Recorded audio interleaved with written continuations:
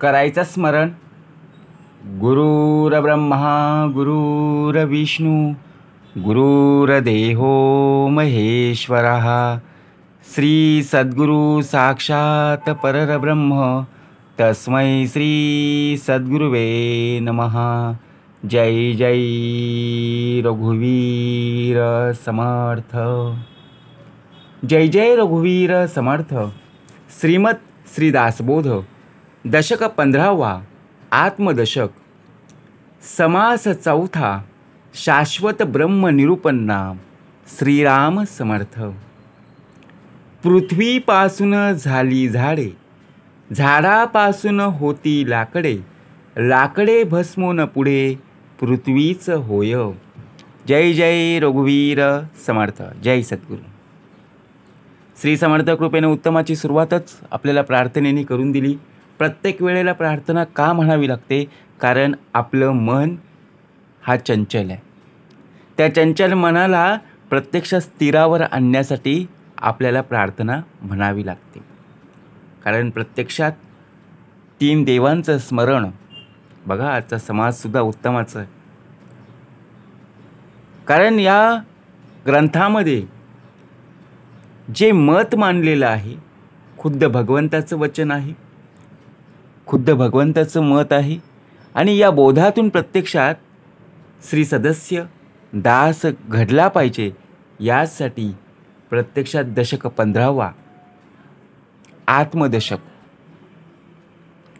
या दशकातून प्रत्यक्षात बघा अंतरीचा अंतरात्मा आपल्या हृदयामध्ये आहे. आणि समास चौथा. शाश्वत ब्रह्म निरूपन्ना. समास चौथा का? बघा ब्रह्मा, विष्णू आणि महेश. गुरुर ब्रह्मा, गुरुर विष्णू आणि गुरुर देवो महेश्वर. परंतु समास चौथा दाखवला, शाश्वत ब्रह्म निरूपन्ना. मग तिघांच्या पलीकडे कोण आहे? तर चौथा आहे श्री सद्गुरु साक्षात परब्रह्म तस्मै श्री सद्गुरुवे नमस्कार आहे. कारण आपला देह हा प्रत्यक्ष जर पाहायला गेलात तर शाश्वतीचा नाही आहे, हा नाशिवंताचा देह आहे. परंतु आपल्याला शाश्वती टिकवायची. कारण आपण या पृथ्वी तलावर जन्माला आलो, रिटर्न तिकीट घेऊन आलेलो आहोत म्हणजे जाणार एवढं मात्र नक्कीच आहे. परंतु शाश्वत ब्रह्म निरूपन्ना आपल्या अंतरीचा अंतरात्मा बघा प्रत्यक्षपणे काळजी घेत आहे.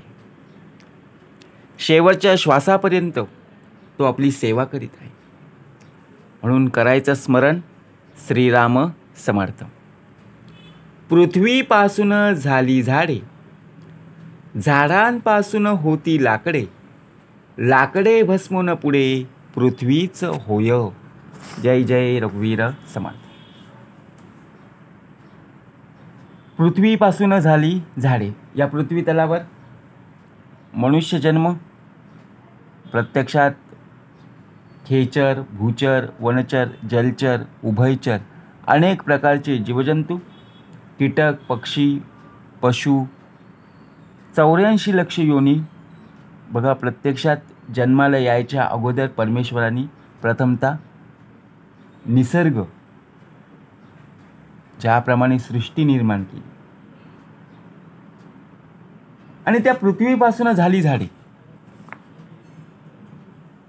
झाडाचा वापर, झाडाचा उपयोग पशुपक्ष्यांना बघा घरटी बांधण्यासाठी, मनुष्य देहाला त्याचप्रमाणे बघा वृक्षाचा वापर, उपयोग आपल्या जीवनात फार फार महत्त्वाचा आहे. या पृथ्वी तलावर आपण जन्माला येतानाच प्रत्यक्षात आपण रडत आलो ना. सर्वजण हसत होते, बरोबर की नाही? परंतु जात असताना आपण हसत गेलं पाहिजे, बाकीचे रडले पाहिजे. याचा अर्थ काय? चक्र कसं फिरलं जातं बघा. आता पृथ्वीपासून झाली झाडे आणि झाडांपासून होती लाकडे. छोटंसं रोप ज्यावेळी आपण विकत आणतो, आपल्या कुंडीमध्ये लावतो, कालांतराने त्याची वाढ आपल्याला पाहायला दिसत असते, मिळत असते. परंतु हळूहळू ते रोपटं बघा वृक्षामध्ये जेव्हा आपल्याला पाहायला मिळतं ना, त्या झाडाची प्रत्यक्षात आपल्याला लाकडं पाहायला मिळत असतात. मग लाकडं भस्मोन पुढे पृथ्वीचं होय.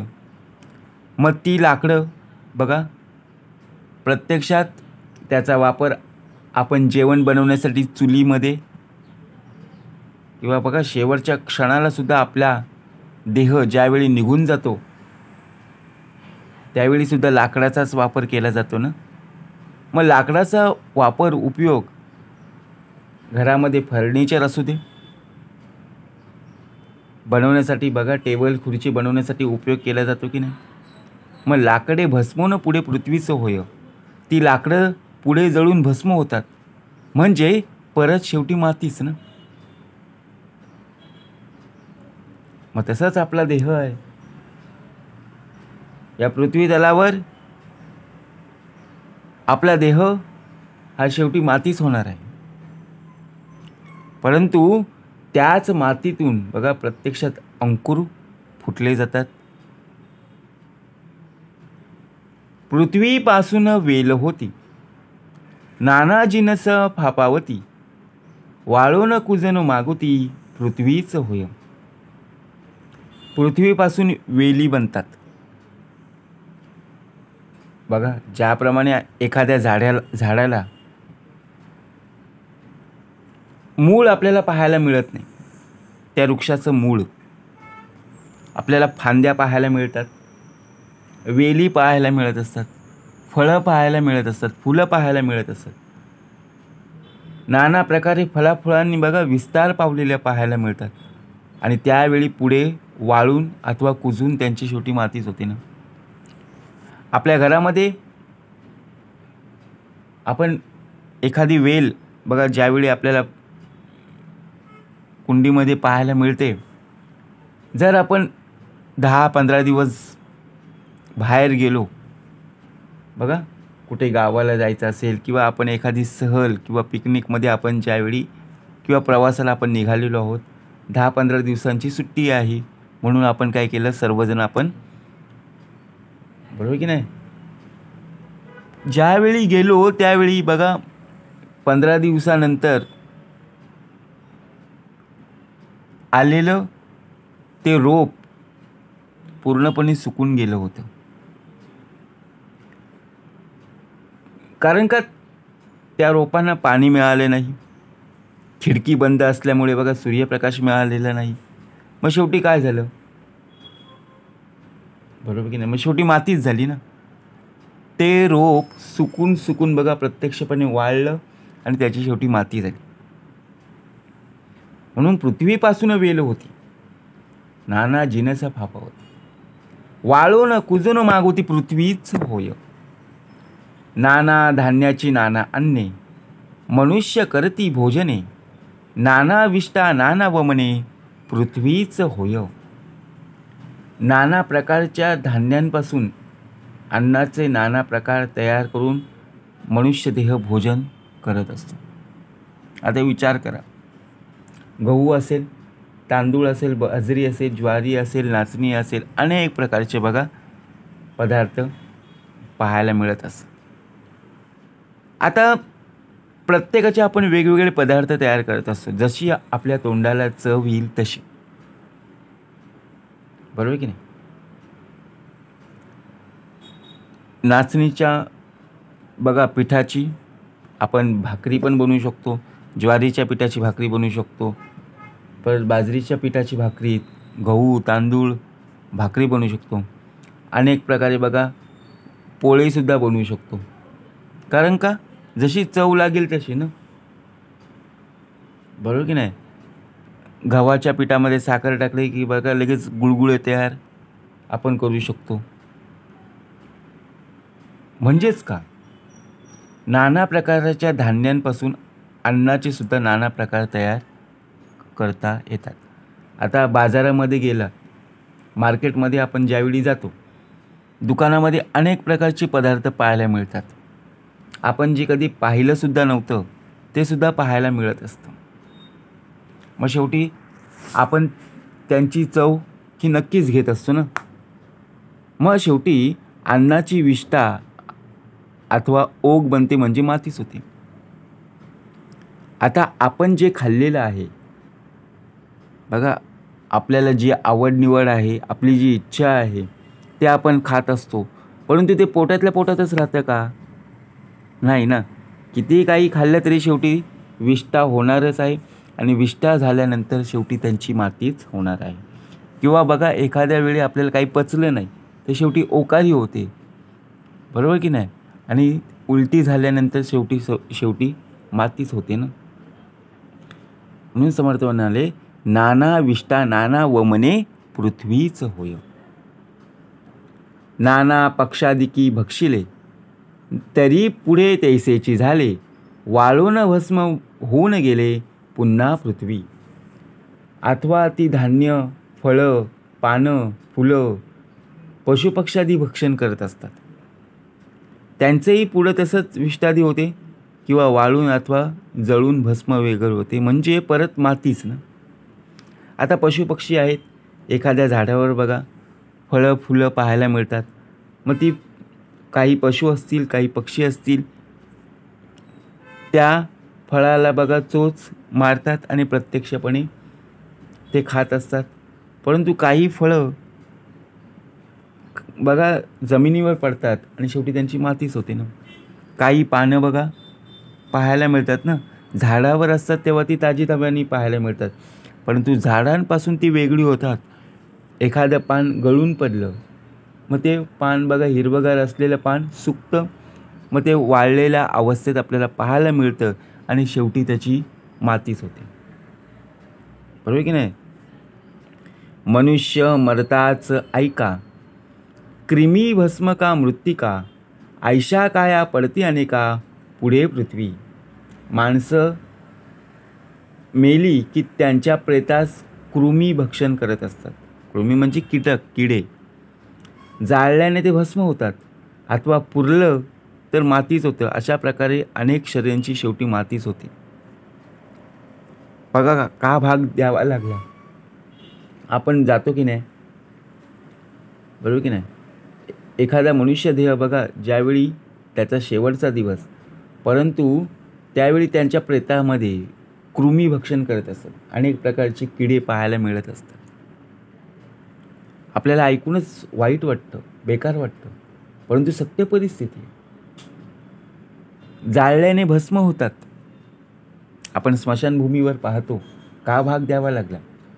शेवटी जाणं तर आहेच ना, बरोबर की नाही? घाबरून भिवून आपल्याला बघा, जीवन जेवढी आपली पुण्याई आहे शिल्लक आहे तेवढंच आहे. मग बघा, ज्यावेळी स्मशानभूमीवर एखाद्या देह, ज्याप्रमाणे बघा त्याचा शेवटचा दिवस अथवा पुरले तर शेवटी मातीच होते. भाग का दिलेला आहे? अशा प्रकारे शेवटी शरीरांची काय होते? मातीच होते. हाडामासाचा देह आहे. शेवटी कमावलेली पुण्याई गमावली ना, बाकी काही शून्य. समर्थ म्हणाले, मनुष्य मरताच ऐका, मरायच्या अगोदर पहिला ऐका, क्रिमी भस्म का मृत्तिका. क्रिमी म्हणजे कीटक, किडे. ऐशा काया पडती अनेका पुढे पृथ्वी. नाना तृण पदार्थ कुजती, पुढे त्याची होय माती. नाना किडे मरोण जाती पुढे पृथ्वी. नाना तृणे पदार्थ कुजून त्यांची शेवटी काय होणार आहे? मातीच होणार आहे. अनेक प्रकारचे किडे वगैरे मरत असतात आणि त्यांची माती होत असे. आता काही बघा, पदार्थ असतात, गोड पदार्थ असतात, खाण्याचे पदार्थ असतात. त्यांच्या बाजूला बघा अनेक प्रकारच्या माशा असतात, कीटक आपल्याला पाहायला मिळत असते. ते बघा प्रत्यक्षपणे खात असतात आणि बाजूलाच बघा त्यांचं ज्यावेळी शेवटचा क्षण ते तिथंच मरून पडलेले असतात. अनेक प्रकारचे किडे वगैरे मरत असतात. मग शेवटी त्यांची मातीच होते ना. भाग का दिलेला आहे? नाना तृण पदार्थ कुजती, पुढे त्यांची होय माती. नाना किडे मरून जाती, पुढे पृथ्वी. पदार्थ दाटले अपार, किती सांगावा विस्तार. पृथ्वी वाचून थार, कोणास आहे. समर्थ म्हणाले, जगात इतके असंख्य पदार्थ आहेत की त्यांचा विस्तार किती म्हणून वर्णन करावा. पण सर्वांना शेवटी पृथ्वीशिवाय दुसरा थारा नाही. या पृथ्वी तलावर बघा, या पृथ्वीनेच सर्वांचं ओझं पेललेलं आहे. निसर्गसृष्टी असेल, समुद्र असेल, आपला बघा देह अनेक 84 लक्ष योनी या पृथ्वी तलावर वास्तव्याला आहे. बिल्डिंग आहेत, टॉवर्स आहेत, अनेक प्रकारच्या कंपन्या आहेत, अनेक प्रकारची बघा गावं आहेत, शहरं वस्ती आहेत.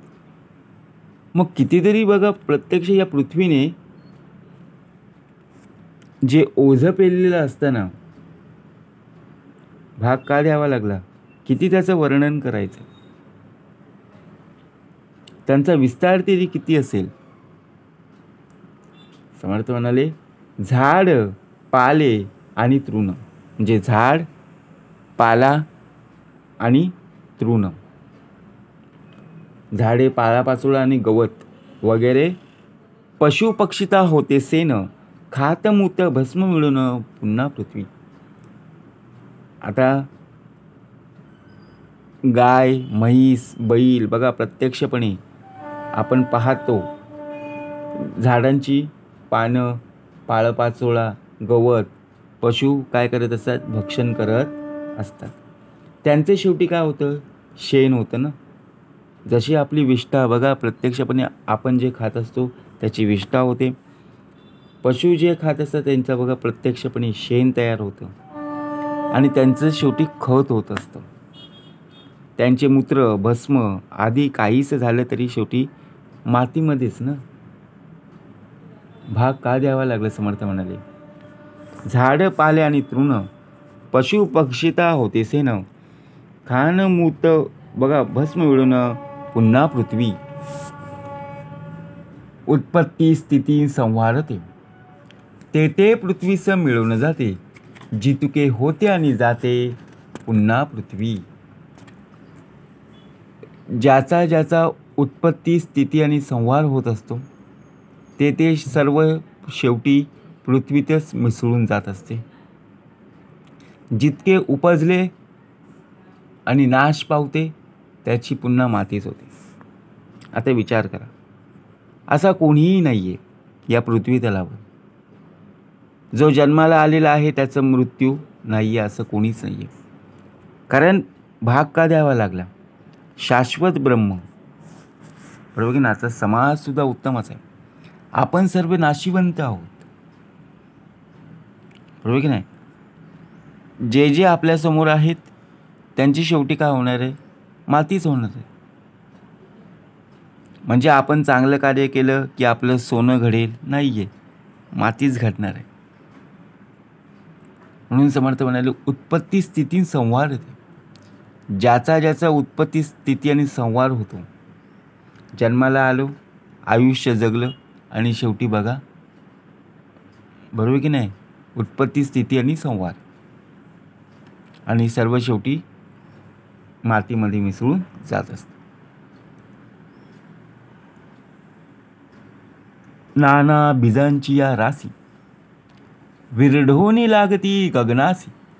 पुढे शेवटी पृथ्वीशी मिळवून जाती. समर्थ म्हणाले, अनेक बीजांच्या राशी उगवून वाढून गगनापर्यंत जात असतात, पण शेवटी त्या पृथ्वीतच मिसळून जात असतात. आता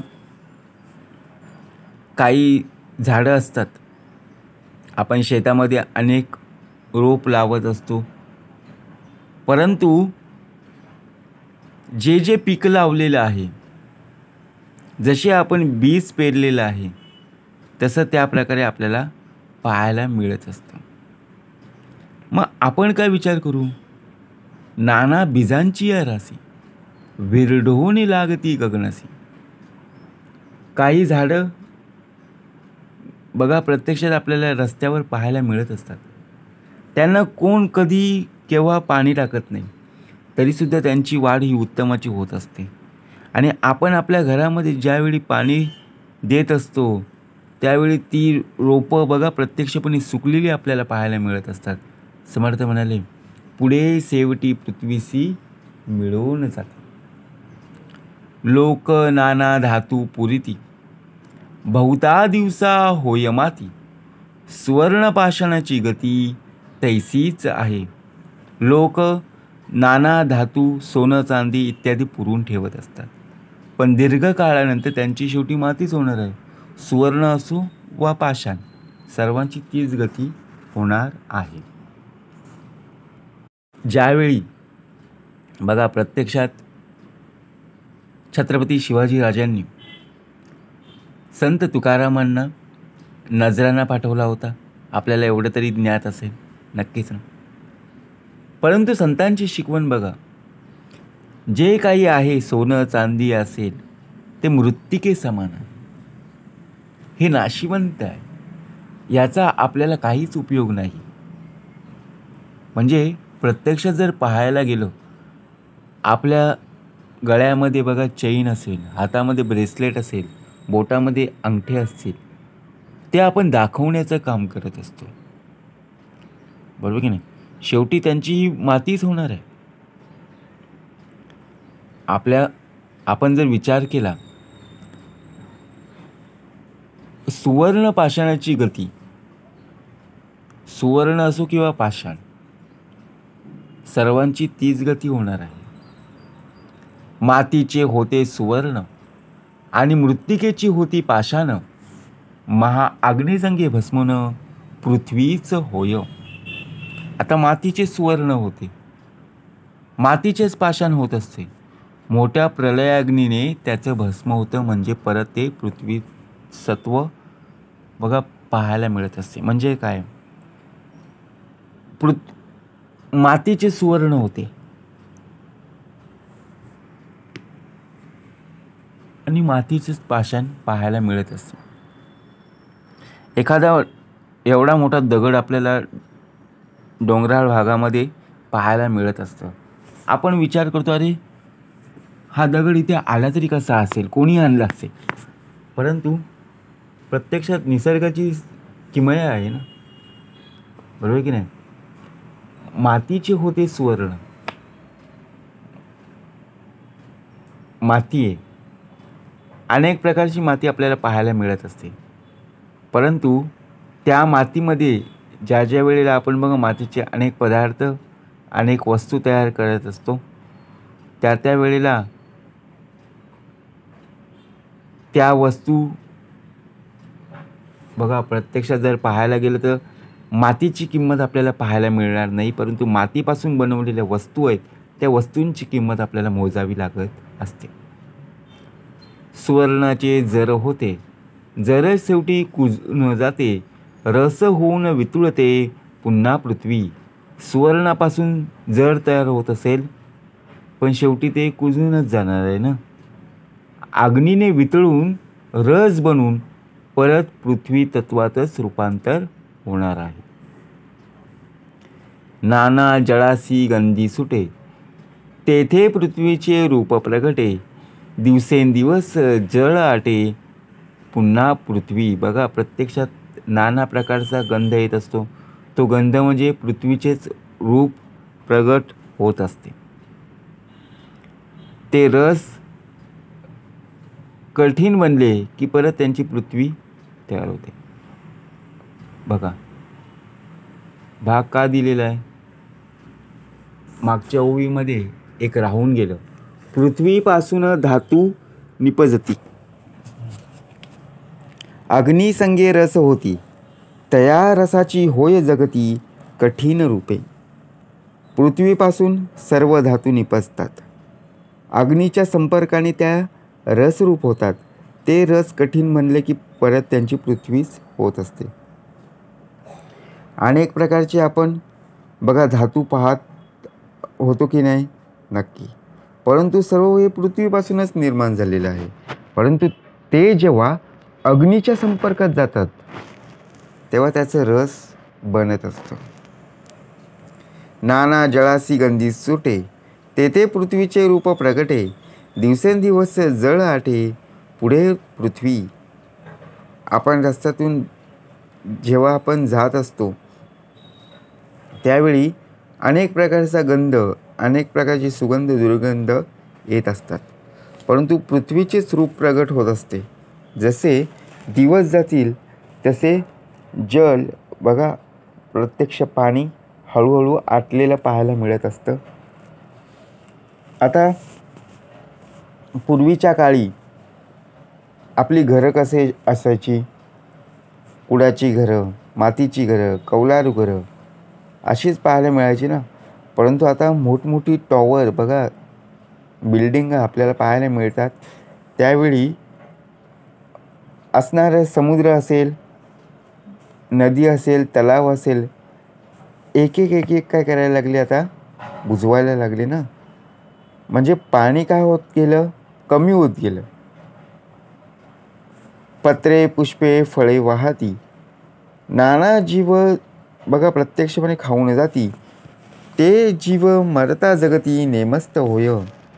पृथ्वीवर अनेक पुष्प फळे येत असतात, पानं, फळं, फुलं येत असतात. त्यांना अनेक जीव खाऊन टाकतात. ते सर्व जीवसुद्धा मरत असतात. तेव्हा निश्चितपणे त्यांची माती होत असते. बरोबर की नाही? भाग का द्यावा लागला? पत्रे पुष्पे फळे येती, नाना जीव खाऊन जगती. पृथ्वीवर अनेक पत्रे पुष्पे फळे येत असतात. बघा, ज्याप्रमाणे पत्रे पुष्पे फळे आपण जर विचार केला, एखाद्या झाडाखाली आपण उभे राहिलो आणि त्या झाडावरती असणारी फळं आणि फुलांचा जर आपण समावेश केला तर आपल्याला नक्कीच ते बघा दिवसेंदिवस काय होत असतं? जीव खाऊन जाती. म्हणजेच काय? त्यांना अनेक जीव खाऊन टाकत असतात आणि शेवटी त्यांची मातीच होत असते. जितुका काही झाला आकार, तितक्यास पृथ्वीचा आधार. होती जाती प्राणी मात्र, शेवट पृथ्वी. जितका मनुष्य आकार बनतोय त्या सर्वांना पृथ्वीचा आधार असतो की नाही? प्राणी मात्र ज्याप्रमाणे जितुका काही झाला आकार, तितक्यास पृथ्वीचा आधार. होती जाती प्राणी मात्र, शेवट पृथ्वी. जितका म्हणून आकार बनतो त्या सर्वांना पृथ्वीचाच आधार आहे. कारण प्राणी मात्र होतात आणि प्राणी मात्र बघा प्रत्यक्षपणे जातात सुद्धा. शेवटी काय आहे? बरोबर की नाही? म्हणजे विचार जर केला, ज्याप्रमाणे हे किती म्हणून सांगावे, विवेके अवघेची जाणावे, खांजणी भांजणीचे समजावे, मूळ तैसे. याप्रमाणे किती वर्णन आता करायचं? समर्थ म्हणाले, मनुष्याने विवेकाने सर्व समजून घ्यायला हवं. उभारणी आणि संवारणीचे मूळ याप्रमाणे जाणून घेतलं पाहिजे. आप आळून पृथ्वी झाली, पुन्हा आपीच विराळी. अग्नियोगे भस्म झाली, म्हणून या. आप जल आटून शेवटी पृथ्वी झाली, ती परत जलातच विरली ना. अग्नीच्या योगाने भस्म झाल्यामुळे हे सर्व घडलेलं आहे. आता विचार करा, आपण एखाद्या डोंगराळ भागामध्ये गेलो, त्या डोंगरामध्ये असणाऱ्यांना बघा, प्रत्यक्षात ज्या वेळेला आपण विचार करायचो, हे किती म्हणून सांगायचं, बरोबर की नाही? कारण आप जल आटून शेवटी पृथ्वी झालेली आहे, ती परत जळालाच विरलेली आहे. आप झाले तेजापासून, पुढे तेज घेतले सुखुनी, ते तेज झाले वायूनी, पुढे वायू झडपी. समर्थ म्हणाले, आप हे तेजापासून झालेले आहे आणि पुढे तेजाचेच शोषून घेतलेले आहे. ते तेज वायूपासून होते आणि पुढे वायू त्याला विझवत असतो. बघा कसा भाग दिलेला आहे. पृथ्वी, आप, तेज, वायू आणि आकाश या पंचमहाभूतांपैकी प्रत्यक्षात आप हे तेजापासून झालेलं आहे. पुढे तेजापासून ज्याप्रमाणे शोषून घेतलेलं आहे, म्हणजेच काय, पुढे तेजाने ते शोषून घेतलं आणि तेज वायूपासून होते आणि पुढे वायू त्यालाच विझवत असतो.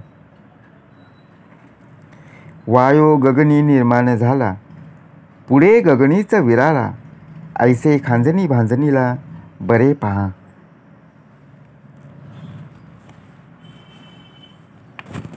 काय झाले, शेवटी वायू गगनी निर्माण झालेला आहे आणि शेवटी तो आकाशालाच पावणार आहे ना, गगनातच लय पावणार आहे.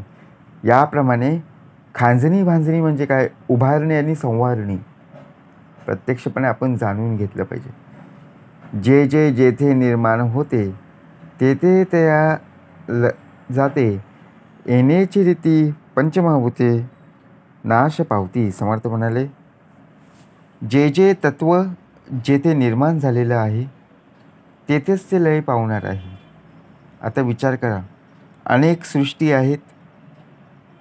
या सृष्टीमध्ये बघा, अनेक प्रकारची सृष्टी आपल्याला पाहायला मिळत असते, परंतु जिथे जिथे पीक आहे, जिथे जिथे रोप आपल्याला पाहायला मिळत असतं, त्याच वेळेला जे जे तत्व जेथे जेथे निर्माण केलेले आहे तेथे शेवटी ते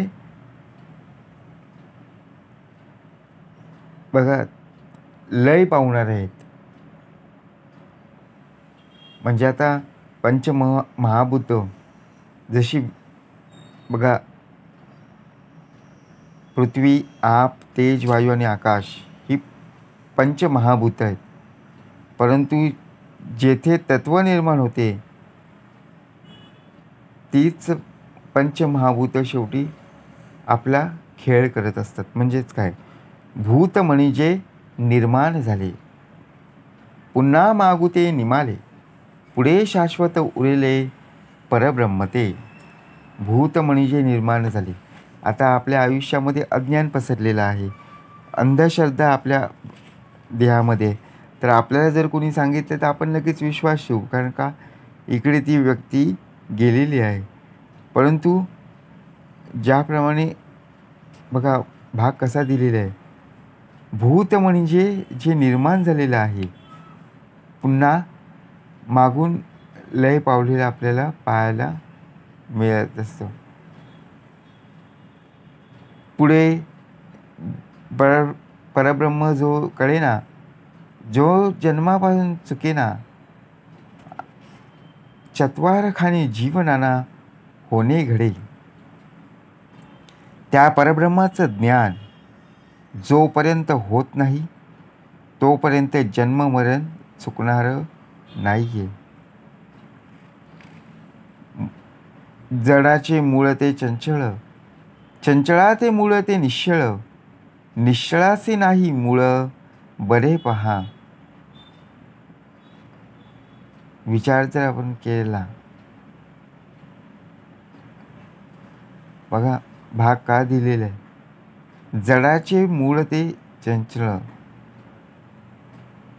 आता जडाचे मूळ असून सत्य काय आहे विचार करा.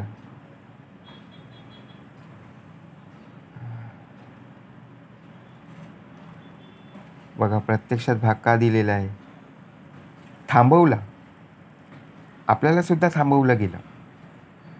कारण जोपर्यंत आपण थांबत नाही तोपर्यंत आपण पुढे जाऊ शकत नाही. जडाचे मूळ ते चंचल. चंचल मायेचं मूळ ते निश्चळ परब्रह्म आहे. आणि चंचला ते मूळ ते निश्चळ. या निश्चळाला दुसरं मूळ नाही आहे. पूर्व पक्ष म्हणजे झाले, सिद्धांत म्हणजे निमाले, पक्षातीत जे संचले, परब्रह्म ते. जगात झालं असून ते सत्य आहे हा पूर्व पक्ष आणि मिथ्य आहे हा सिद्धांत. म्हणजे या दोन्ही पक्षातून जे अलिप्त, जेथे काहीच झालेलं नाही आहे ते परब्रह्म सर्व ओतप्रोत संचयलेले आहे. विचारे विन जाणावे, विचार खुणेसी बाणावे, विचारे विन सिनावे, तेची मूर्खपणे. अनुभवानेच हे जाणलं गेलं पाहिजे. आणि निरंतर बघा प्रत्यक्षपणे अनुसंधान करून त्याची खूण. बघा प्रत्यक्ष भाग का द्यावा लागला. अनुभवानेच हे जाणावे आणि अनुसंधान करून त्याची खूण बाळून घेतली पाहिजे. विचार न करता एकमेकांना बोलणं हा मूर्खपणा आहे.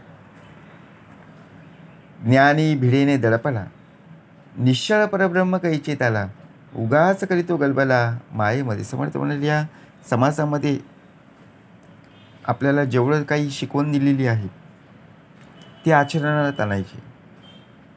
परंतु बघा भाग का द्यावा लागला.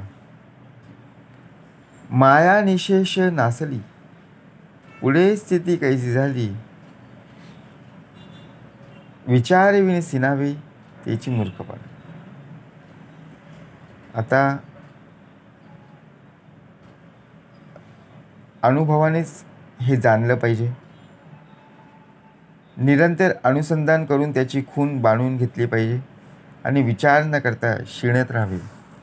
त्याचप्रमाणे ज्ञानी भिडेने दडपला, निश्चल परब्रह्म कैसे त्याला, उगीच करीतो गलबला मायेमध्ये. ज्ञानी असून जो मायेच्या भिडीने दडपलेला जातो त्याला निश्चळ परब्रह्माची प्राप्ती कमी अधिक होत असते. माया निशेष नासली, पुढे स्थिती कैसी झाली, अज्ञान. बघा प्रत्यक्षात विचक्षणे विवरली पाहिजेच होई. माया निशेष नाहीशी झाली, पुढे काय स्थिती होते याचा विचारवंताने स्वतः विचार केला गेला पाहिजे. निशेष मायेचं निरसन होता आत्मनिवेदन, वाच्यांश नाही विज्ञान. समाज ज्याप्रमाणे बघा मायेचे निरसन पूर्णपणे ज्या ज्या वेळेला होत असते तेव्हाच खरं आत्मनिवेदन होत असते आणि त्यावेळी शब्दच उरत नाही. त्या विज्ञानाचं दुजेपणाने ज्ञान कसे होईल. कारण शेवटच्या ओवीमध्ये समर्थांनी आपल्याला प्राप्त करून दिलेलं आहे. लोकांचे बोली जो लागला, जो अनुमानाने बुडाला, या कारणे प्रत्ययाला पाहिलेच पाहिजे. या लोकांच्या बोलण्याने विचलित नव्हे तर प्रत्यक्षात जो अनुसंधान. बघा तीच व्यक्ती पुन्हा पुन्हा अनुभवाचा प्रत्ययाचा पाठपुरावा करीत राहील. लोकांची बोली जो लागला, लोकांच्या बोलण्यामध्ये जर आपला ध्येय अडकला की संपला. परंतु भगवंताच्या चरणी नतमस्तक करून जर भगवंताचं बघा प्रत्यक्षपणे जी शिकवण असेल त्या शिकवणीमध्ये जर उभा राहिला तर बघा लोकांचे बोली जो लागला, दिवसेंदिवस बघा प्रत्यक्ष तो अनुमानानेच बुडाला. या कारणे प्रत्ययाला पाहिलेच पाहावे. इति श्रीदासबोधे गुरुशिष्य संवादे शाश्वत ब्रह्म निरूपणाम समास चौथा. जय जय रघुवीर समर्थ.